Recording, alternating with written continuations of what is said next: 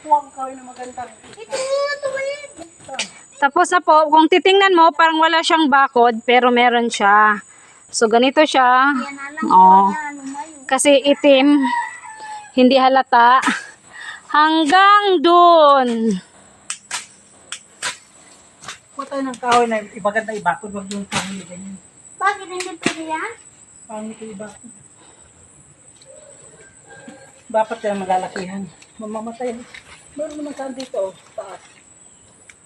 Kung hindi lang umuulan, so, dapat ano to eh, sigaan.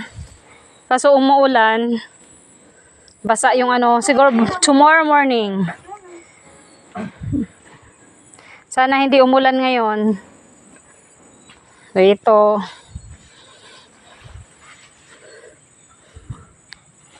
Yung kubo.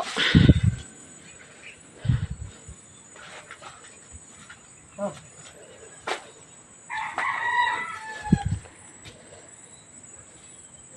Gupitin na yun. Siya magkupit. Ha? Siya na magkupit. Gupitin ko na, be. Ano na? Di pa nga naisip eh. Sabi ko sa'yo eh. Yung nag-ano siya, ano siya ng pampatibay. Maganda po talaga tingnan eh. Ha? Maganda tingnan. Oo. Pag hindi pa na ikabit, parang ano, pero maganda pala eh.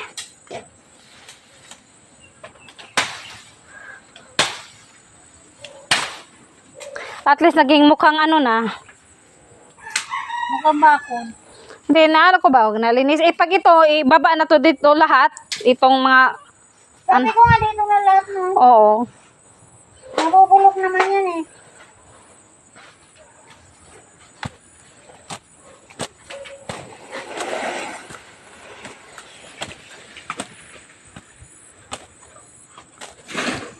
Ito talaga yung bakod ko.